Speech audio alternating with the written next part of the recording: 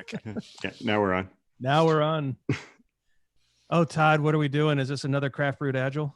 Yep, we're drinking more beer today.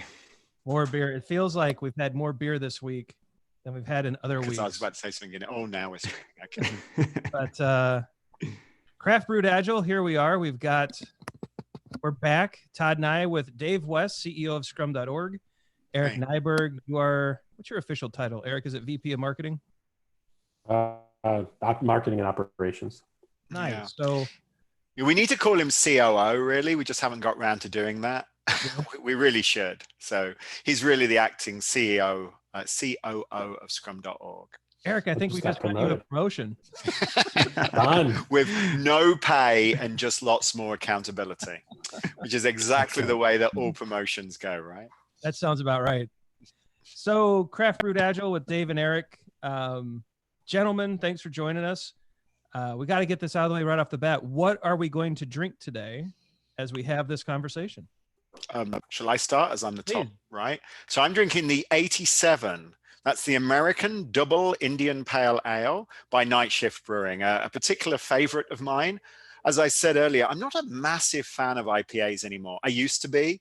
Well, when I was a kid, nobody drank them. It was all drank by old ladies sitting in bars in the north of England, and these little bottles. And then it all got cool. Then I got into it, and then it got cool. Then I got out of it because everybody else was in it. And but I do like the work of Night Shift. I think they do a really good job, and I think the 87 not only does it have an owl on it, which is really important because it's a bird of prey that is kind of cool, but it also it just tastes nice. It's a good beer, and it's big, which is nice. Awesome. Eric, what do you got? So since yesterday was St. Patrick's Day, I've got my Guinness. Todd and I were supposed to celebrate together yesterday, but this COVID virus may have gotten in the way of that. But I'll stick with my Guinness. I'll take a rain check on that, by the way, Eric. Todd, what do you have, buddy? So I am with Dave, a big one. This is Broken Heels IPA. It's made by a rather new brewing company called New Trail. They're based in Williamsport, Pennsylvania. So thought I'd give it a whirl today. Home of the Little League World Series. And by the way, mine's from Everett, Mass. So which is obviously a local brewer to where I am. So I'm actually rocking. It's Hazy Hero Hazy IPA. Revolution Brewing out of Chicago, so kind of local to me. I'm not normally an IPA kind of guy, but this one's pretty tasty, so we're going to give this one a shot. Todd, what's our question for the day? Okay, so this might catch you a little bit off guard, and we might need to give you a second to think about it. But think about a movie and a movie character that you can relate to that might or might not have to do with your career. So a movie and a movie character that you can relate to. We can buy you time because I've had some time to think about this and I've got mine. Ryan, do you have yours? I think so. I think I got mine. Okay, why don't you go first? We'll give Ryan and Dave a little bit of time to process this. And yeah, shoot, what you got? So I always, when I think about movies and I go to The Bourne Identity. Here's why, right? Most of my career, I felt like I've had amnesia, not sure what I'm doing. Kind of get stuck in these weird situations, but for some reason, reflectively, like I can't fight like Jason Bourne. I would get myself killed in a fight like that. But whenever I've had to do a job or learn something, it feels like reflectively, I'm able to actually kind of sort this stuff out. And so I don't always know what's going on. I'm always trying to piece. It feels like my whole career I've been trying to piece things together. But there's been these underlying skills that have helped me the entire time. And still, even what I like about that movie too is he fails a lot, but he keeps going forward. And I feel like my whole, the past 20 years has just been make a little progress, get knocked a few steps back, make a little and finally, when you get to the end of that first movie, he starts remembering things. And I think that was when I came into Scrum and agility, started inspecting things, adapting more, experimenting more, smaller bets, and life got a little better. And I think that, I kind of think of my career that way. So I got to go Bourne Identity. I wish I could do the crazy martial arts, but instead I just get hit a lot. Yeah, let's do a jump kick your door. Let's see what you got. There you go. So mine is nowhere near that deep. Okay. Mine will be fairly quickly because it's nowhere near as deep as Ryan's. I was going to pick Office Space. and relating to Peter, like kicking my wall down so I get a good view of the parking lot, and also thinking about some Lumbergs I might have experienced in my life. I also thought I would give a shout out to something that's not talked about in that movie quite a lot, and that's the jump to conclusions board that I really wish existed today, because it might be fun to play around with. Very cool. Eric, you got one? I think I do. And first I want to say, this is maybe the first meeting I've ever been in where I have the most hair. I'm kind of excited about here. So seriously. So for me, I'm going to say Forrest Gump for many reasons. But one is, if you remember Forrest, he got to meet lots and lots and lots of famous people. Right. So in the movie, Forrest was he got an award from LBJ. He was on stage, I think, with Marilyn Monroe or somebody. There, he was just constantly meeting people, and they had all those pictures of him meeting lots of famous people. And similarly, I've gotten to work with a lot of what I'll call famous people or rock stars in this industry throughout my life. Starting with I built one of the first data modeling tools out there, and was lucky enough to be the product owner for a product called Irwin, which is probably the first data modeling tool that really was used globally in working with the people who really created ER diagramming and relationship diagramming. From there, I got invited to come to a company called Rational Software and work with Grady Booch and Jim Rumbaugh, the guys who created the Rational Unified Process and created UML, the Unified Modeling Language, and their own methods, Booch method and OMT from GE, to create a data modeling profile in UML. So I created them. I'll never forget when my first week at Rational, they said, well, why don't you give Grady and Jim a call and work with them on building this? And I asked, who was I? And why did I have the right to go meet them, and what are they going to do to me? Then I got to work with Ivar Jakobsen, the creator of the Unified Method and use cases and object-oriented development and design and component-based development. I worked with him for several years, and as you'll hear, probably my path crossed many times with Dave. But got to work directly for Ivar, doing work with him, and now working with Ken and Ken Schwaber on Scrum. So, I mean, literally I can put myself and have pictures of myself just like Forrest did with these virtual rock stars, and being able to be a part of history, certainly when it comes to software development and software design. Not only that, I've certainly found that life is definitely like a box of chocolates. I was just going to quote that. How about you, Dave?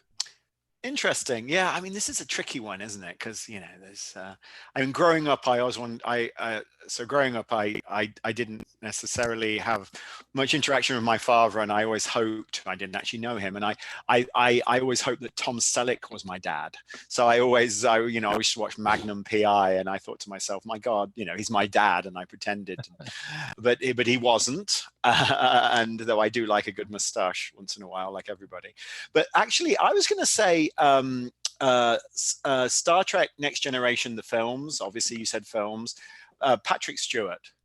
Not because he's bald, and not because he's the honorary dean of the university I went to, though that's obviously part of it.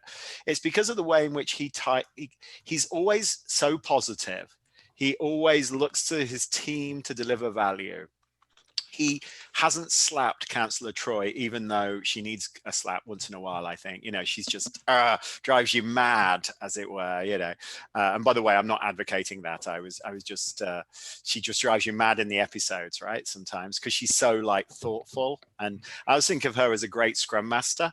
And, a good scrum master gets you mad a little bit sometimes, which is good. The other thing I like about Patrick Stewart is the environment he lives, right? It's all about solving problems, complex problems. I like the fact that he continuously, engage, let's go forward, let's not blame anybody. The reason why somebody left the tractor beam on too long and we've burnt out something. Let's concentrate on the solution. that we can, moving forward. And so I would like to be Patrick Stewart, and of course he has a fabulous haircut, right? which is really, really, really good. He does have a fantastic haircut. So Patrick Stewart, and recently got married, by the way, which is fabulous, and likes to drink red wine, and he seems to be a thoroughly nice chap as well. Jean-Luc Picard / Patrick Stewart. Like it.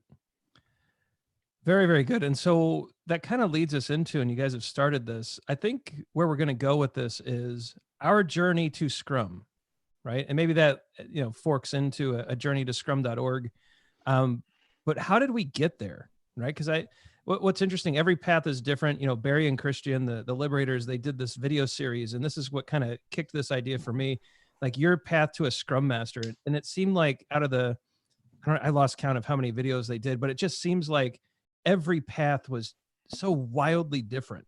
Like there was not like this just clear, oh, first I was a project manager, then I was a Scrum Master, and then life was, happily ever after. It was this kind of this really interesting mix. And we thought, given that, you two are two of the more, it's basically Ken, and then it's Dave West and Eric Nyberg. You got Ken and Jeff at the top, but you two are two of the more visible people in the community with one of the main training companies, training bodies with Scrum.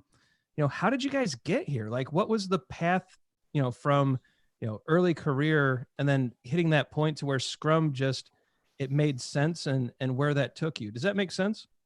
Yeah, I just want to pull something up there, Ryan. We're not, and yeah, we operate Scrum.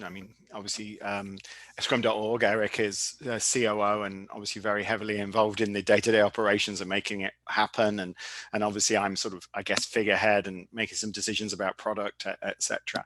But we're part of a massive community. Yep. Just because we, are the running the organization, we're not any different or special in that regard. I think we're just part of it.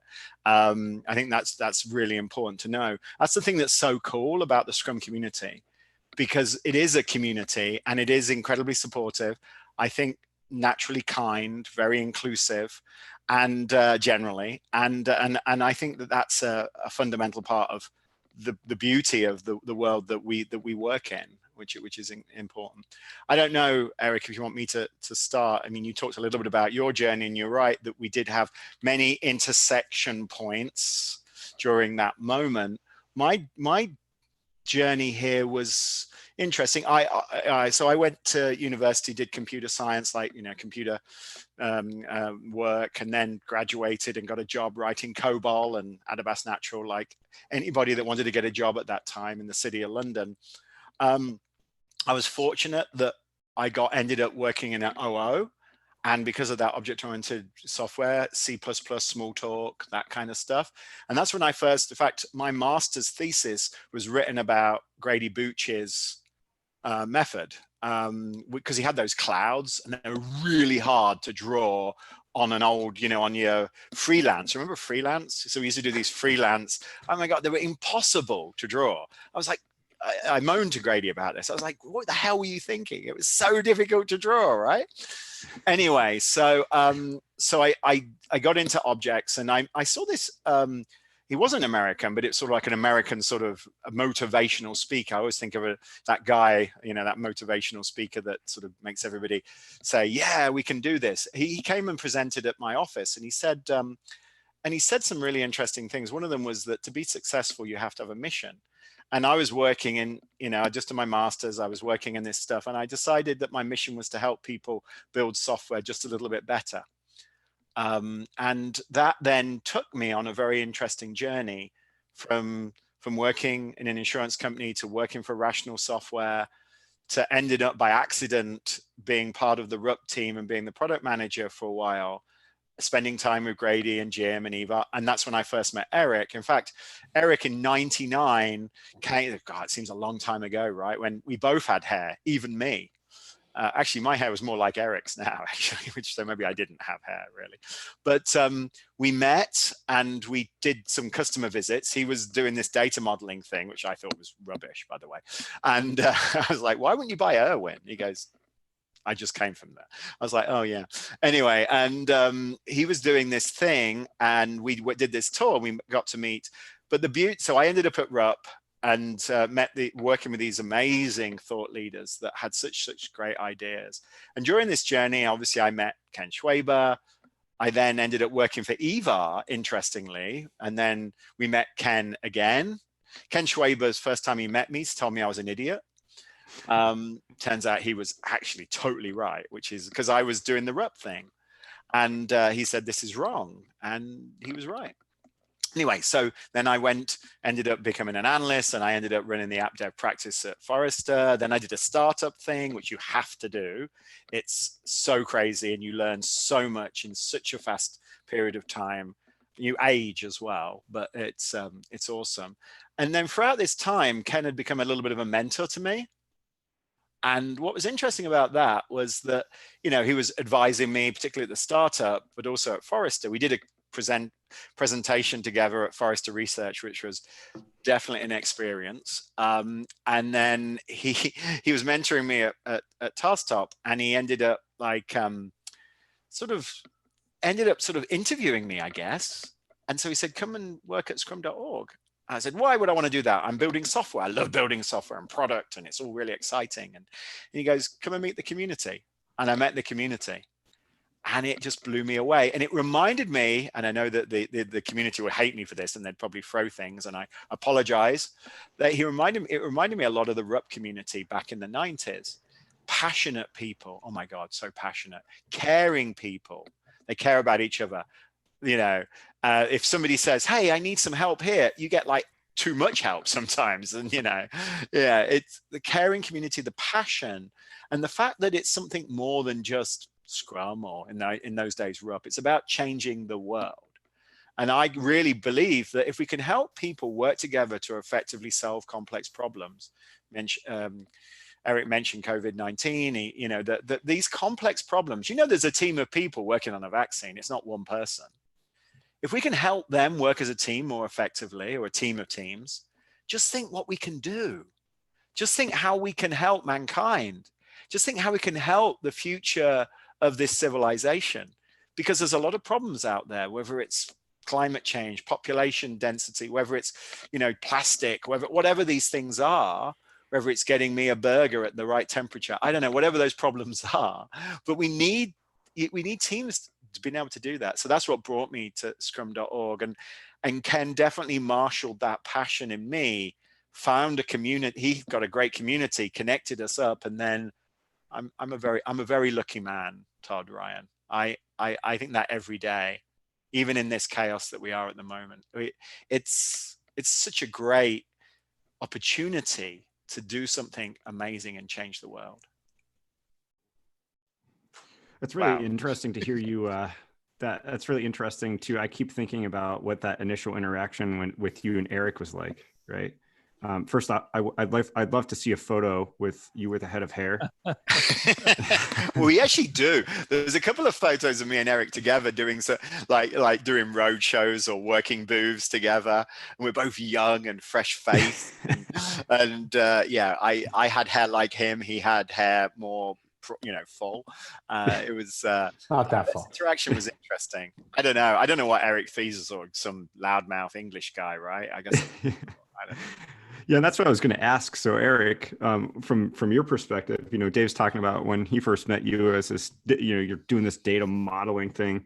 What's it like when you run into this? What are you, Dave? 6'3"? Well, I was 6'4" then. Now I'm 6'3". 6'3". Big, you know, British guy with a lot of passion for a lot of things. Which, if you haven't met Dave yet, you'll notice right away he's extremely passionate about what he does. But what was it like from your side, Eric, and how did you kind of come into the path with scrum.org? Yeah, so as Dave said, that was quite a long time ago. I think I want to say it was my first trip to Europe. I had moved, so I grew up in New Jersey. I live here in Pennsylvania, just over the border now, but grew up on the East Coast, spent first 30 or so years of my life on the East Coast. And then I had my son, or my wife had my son, I just took part. back in 1999. And the day he was born, we told our family we were moving to Seattle. I'd gotten the job to go work with Rational, and we said, all right, let's move. So 3 months later, we moved to Seattle, and at some point they said, all right, we need you to go to London and work with the sales team over there. So I was naive as all heck anyway, walking into that. So went out, and Dave started showing me around, showing me customers. We went to meet some of his clients and talk about what they're doing in the world of data. So in many ways, it was overwhelming in general, to be honest, Dave aside. But, he was certainly welcoming, and kind of brought me in to meet with folks. And I remember going into their very small little office in London, because the big Rational office was like, I don't know, 40 minutes outside of London. It was a little tiny office in the banking area, and especially back then, you had to dress in your suit and all of those things, and I had no idea what I was getting into. But so we did that, and that kind of kicked it all off. As I said, my journey really started. It started building houses, actually, because I thought that would be fun, and then realized I was probably about 25 or so, that I was in pain every morning getting up. Then I couldn't imagine what it would be like at 45 and 50. Plus, it was just impossible to get paid because everyone had an excuse. So I decided, hey, you know what? This software thing seems kind of cool. And I had a business background. So I decided to go into software and said, how do I do this? I really want to build stuff, right? I enjoy building stuff. I enjoy architecture. I think I've built probably 20 to 30 houses over my life. And I'm like, this would be kind of cool. Software, how do I do it? And figured, all right, the only way to really do it is get into sales, because no one's going to hire some construction worker with a business degree that has no software background.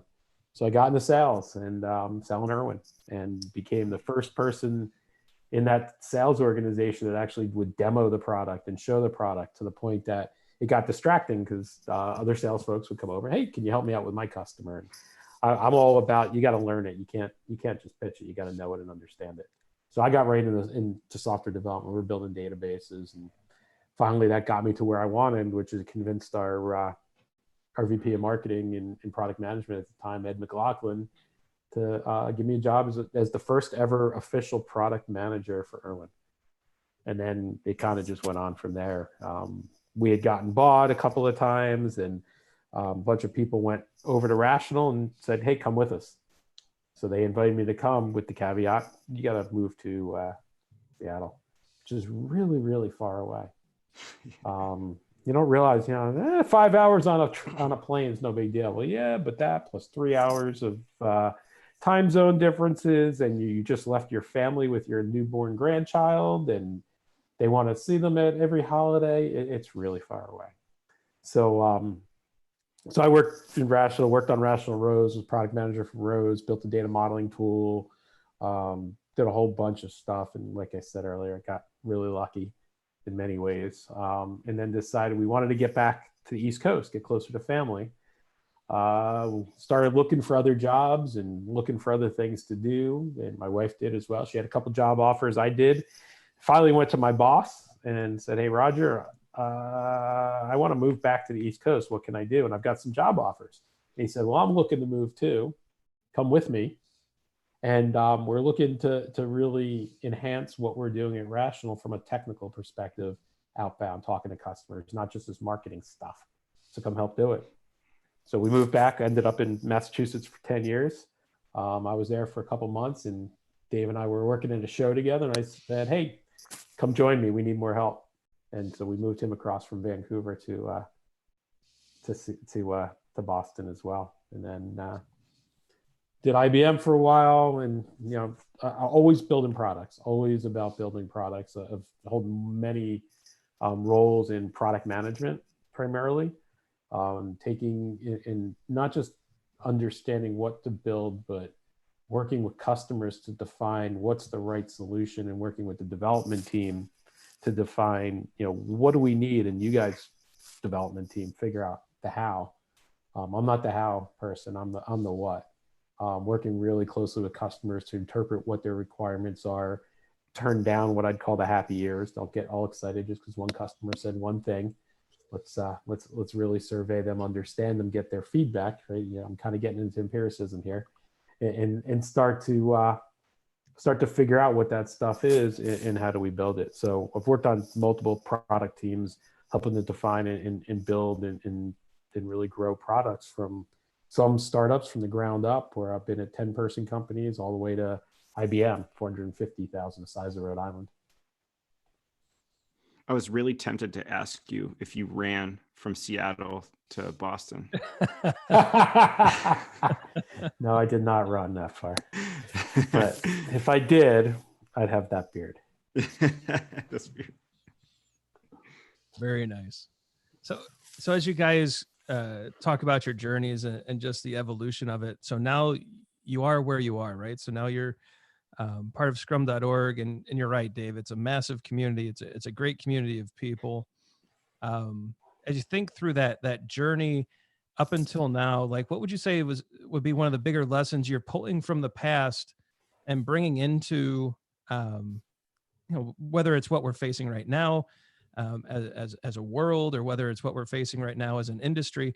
What do you think the big lesson, as you've shifted through these different modes, different companies, different types of ways of working, like, what's the big thing you've brought forward that's really helping kind of drive the next set of evolutions and next set of ideas that you're going to go and work on? So Dave, can I take part of that first? Because I want to actually flip that around. Yeah. If that's okay, Ryan. So I want to think back to me joining scrum.org, because this leads to it. And prior to that, when I was working with Ivar Jakobsen, we helped roll out Scrum actually at some really, really large insurance companies, and learned a lot from that, what to do, what not to do, and all of that. But I'll never forget. So, Dave and I have kind of mentored each other through the years as well.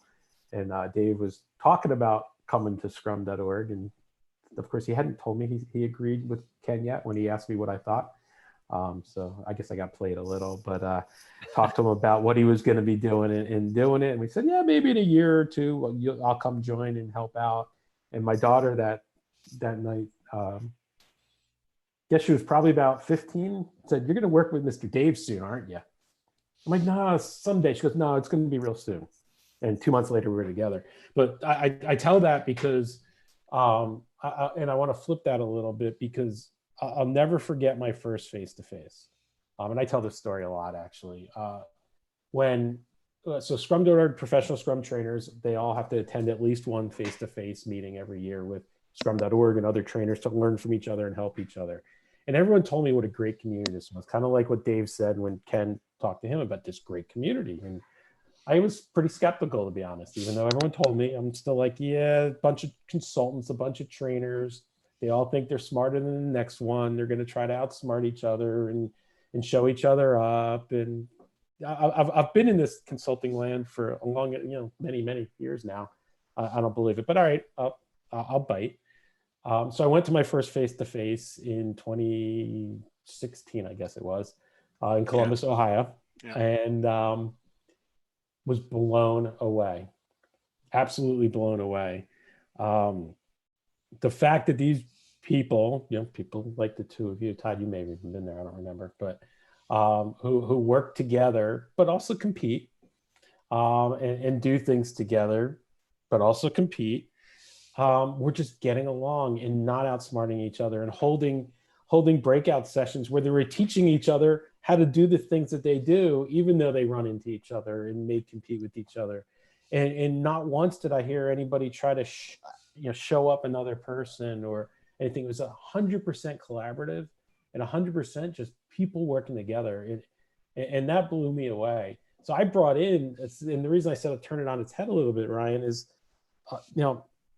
I brought in actually something that I threw out very quickly, which is this notion that there's no way this community could be as I don't know, cool as it is, and collaborative, right, as it is. And because I really did not expect it, even though I was told, and maybe I should have, but I should have been more of a believer. It really, that I'll never forget that first face-to-face in Columbus.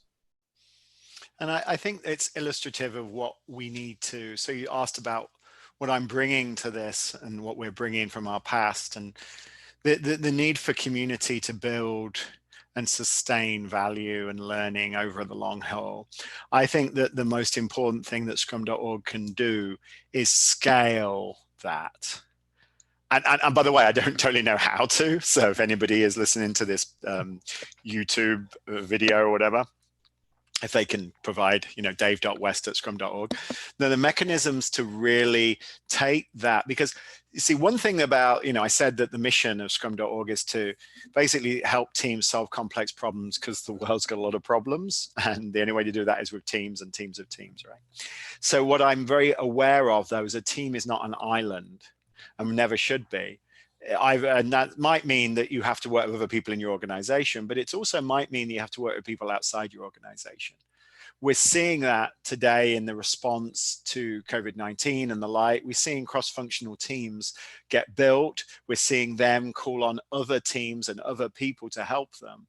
If we could build that at scale across the world, and do it in a professional way, do it, and it allows people to develop and get accreditation and have the appropriate safeguards in place to ensure people that are talking the same language have the same values. Because I think, Eric, one of the reasons why our community gels so well is because of the values that they all share. And I think that our team, and particularly, the PST sort of intake team, if there is such a thing, it's really a couple of people and everybody's sort of involved. But I think we've done a really good job of making sure that people join our community, not just because they know Scrum. Yes, they all know Scrum. Not just because they're really good trainers. Yes, they are fabulous trainers. Not because they have really good haircuts, though they all have fabulous haircuts. It's because they have those values. And some of it requires learning on their part, which is really interesting, because humble and kind is, obviously it's a song, but it's so important. And having that, going into a conversation going, I don't know all the answers. Here's something I've done. How about this? Let's riff on that. Let's, that sort of, I guess they should, because many of them are Scrum Masters, right? But it's so important. Now, what we're trying to do at scrum.org is yes, we do training. Yes, we do certification. Yes, we have a lot of great online resources about Scrum. But what we're trying to do ultimately long-term is build that learning community. And I call it learning because that's what I consider helping each other is. It's about helping people learn stuff in the context of their problems and get better at their craft. And if we can do that, if we can take that first face-to-face that Eric, I remember when he came back from it, he was like, dude, these, he's from New Jersey, so he doesn't trust not that you don't trust anybody, Eric, but you naturally come across, you're like, he's worked with loads of consultants. And then he's like, dude, this is different. There's something here that's unique and special. If we can scale that, my God, just think, imagine, Ryan, instead of having this sort of bizarre, imagine that you're working in a team and I don't know, what is it? You're working on gene therapy or working on the next generation of driverless cars. You're working on drones. I don't know what you're working on. Imagine if you've got a support network of thousands of people that are similar minded to you. Imagine if you can call on them. Imagine if you know that there's a professional trainer that can come in and help your team all understand a concept, or they've got this shared understanding of empiricism to help them. Imagine how powerful that would be. Well, and the nice part, Dave, is I don't have to imagine it. We have it.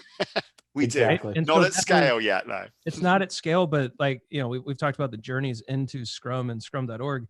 And I'm seeing a trend pop up. For me, it was actually the community. So I started as a developer, did that for many, many years. And I'm no longer a developer. I've had to give up that mantle. The last time I wrote Java code, Java was at version 1.3, maybe 1.4. And now it's at version 13. I'm no longer a developer, right? I'm kind of out of it. But I think now, as I think about, that path, it was Scrum or it was developer to project manager. And I was a straight up like PMBOK loving, PMI following project manager, right? And I thought that I was doing some right things there. And then it was in 2012. 2012, I go to this class in Seattle, Washington. So at the ALM conference, I don't even think it exists anymore. Ken did a class. He did a one-day workshop, and it had Richard Hundhausen, Steve Porter, Ken Schwaber, David Starr, Macau was there. It was just a bunch of PSTs working with Ken on a one-day class. And in the first 5 minutes, I watched Ken kind of open up the course, throw a person out of the course, and completely open my mind up to this idea that what I believed was possibly not correct. And it was a very impactful first hour of an 8-hour experience, right? And during it, you just come out of it different. And after the initial class, Ken stuck around for a day. He was willing to talk with some of us. He was just so kind and giving with his time, really patient with us some of us were resisting the ideas, but he showed a lot of patience that day. And then you got guys like Steve and Richard Hundhausen, and, they just kind of come around you. And it wasn't like they weren't looking down on us. They were helpful. They actually wanted us to get it. They wanted us to take the ideas back. They wanted us, and they supported us after. It was funny, when I became a PST 6 or 7 years later, Hundhausen, when it was announced, sent me the picture of me in that workshop. I remember when you were here, and I thought, that's amazing that he remembered I was in that workshop, that he kept that picture, that he found it, that he sent it. Steve has been a mentor to Todd and I for a number of years. You and Dave and Eric both have been in our ear and working with us and been super supportive for years. And then finally, what was it, 2 years ago, kind of pulled the trigger on this, came into the community. And same experience that Eric had. It was because I had the same kind of cynical thought where, all right, I've just entered a community of people. I'm now technically competing with them, right? Because there is some financial stuff going on there. But everyone was like, hey, here's how you get your business going, that you should do an S Corp instead of an LLC, because then you can do this kind of tax stuff. Like they were all, and by the way, when you set up your first class, let me know if you want to co-teach, I'll help you out. It was just like, we're supposed to compete, but it was just a super supportive community. And you come into it and it's just, today I got on a call. So there's a training company that I don't work for, but I do some I'll do some classes for. And they're like, Ryan, how do we switch to this virtual environment? And so I'm just, I technically compete with them. I'm not really getting paid, but it's like, no, we're part of this community. We're going to figure this out. And so we're all like with different interests, with different motivations, with different needs. Like we think, these 4 things are necessary, and here's some technology I've tried, and it's just sharing. And I've never seen it anywhere else. I've never seen a leadership team like you guys who are actually focused on keep it positive. Don't wreck the culture. Don't wreck the community like that. I've never seen you actually make a decision that was financially driven that would wreck the community. And I don't think you'll ever do it. Like that value, it's just so amazing. You know what this reminds me of, Ryan? This reminds me where you and I became friends. We were sitting in a breakout session talking about how to build a training business. And so to date and sharing everything that we knew, and there was like 10 people in the session. And to Dave's point, imagine the world that we could live in if everybody was so open with their information like that.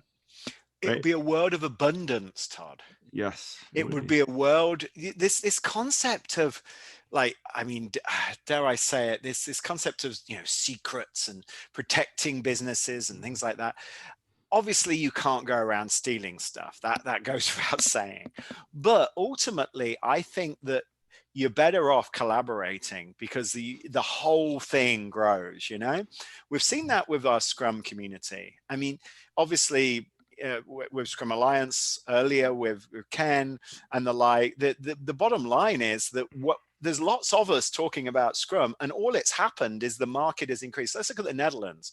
They have more Scrum trainers per capita than I think anything else in the world, They like every other person is a Scrum trainer. It's like doctors in Boston, there's just so many of them. but the market, but they sustain because one, it allows, them to build stuff in addition. Like you've got the Liberators doing some really cool stuff. You've got Ron doing some stuff on leadership, working with Management 3.0. You've got all of this stuff. It just gets us all better. So Todd, I think that it creates abundance, this level of collaboration.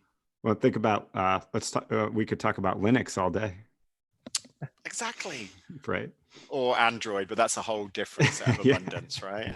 But I think it just makes sense, and it just feels right as well, spiritually, emotionally, all of these things just click into place when you're part of something. And yes, there will be situations where you compete. That's it. Get that. Cool. But you do it in a professional and straightforward manner, a manner that allows you to sleep at night. And then ultimately it ends in a good place, because guess what? The other person that won that business then goes, hey, Todd, could you come and help? Yep. Well, and I think the community is all focused on they all believe in the same thing. So not only do they believe in the community aspect of it, not only do they believe in, the mission of helping people and teams solving complex problems, but they believe in what Ken has built, and they believe in Scrum, and they believe that Scrum is a way to help deal with this complexity. Not just, it's not just about the community, but it's having a common focus and a common goal and a common belief. Yep. I think it's are you actually saying a common goal and focus can get a bunch of people? Damn you and your Scrum stuff. That's one thing that does annoy me about this community. Whenever you do anything, they use Scrum and they pick it up and you're like, all right, whatever. Maybe there is some brilliance to it. It really, it is brilliant. So I was using it at TaskTalk with a startup, and we were doing some stuff, and it's just all the things that Ken told me I should do that I didn't do. It turns out I really should have done. And there is some absolutely, and I know we get a lot of haters, fair enough, there's definitely difference of opinion, and that's good because we learn from it, At the end of the day, though, my experience is that most of that hating or distrust of Scrum isn't actually that Scrum's at fault, because Scrum can't be at fault. It's just a set of ideas. It's basically either a misinterpretation or the way it's been taught to them or language that's being used. At the end of the day, the ideas of empiricism, self-organization, continuous improvement, wrapped in that very clear framework, just makes loads of sense. Or in lack of support. So my first Scrum project, I guess I'll say, that I worked on was at this large insurance provider in the Midwest. And we had the best senior vice president we could dream of, because he measured everything. And he measured everything before and he measured everything after. And he was willing to put his neck on the line to talk about it. And that's what really made this successful. It's what really made it click in many ways for me. And this was back in, probably 2005, 2006, somewhere around there. And he got out. We held an all hands for, they have 10, 12, some large number of tens of thousands of development team members. And he held an all hands in the cafeteria and went through the numbers and said, this is what it's like for our teams who are not using Scrum. And this is what it's like for our teams who are using Scrum. And he was able to get down to the value they were delivering, the amount of time it was, the rework that it took, all of those things. And he had the passion for it. And him having the passion for it helped it bleed through the organization, certainly helped it bleed through me as well. But he had that evidence, and he supported the teams to make the change. And so I'd say, when did I become really a believer in this agile thing? It was probably then, watching him present. I wish I knew where he was now. Hopefully super successful, sitting on the beach drinking a margarita. That is the dream. And well, guys, speaking of drinks, I think we're empty. Same. Have we hit the time box? We have. Dave's a slow drinker, but the rest of us are done. No, I had a very big can. And maybe I talked. So did I, Dave. Mine's empty. Yeah, all right. I thought you used to play rugby, Dave. Very Important. badly, it turns out. Yes.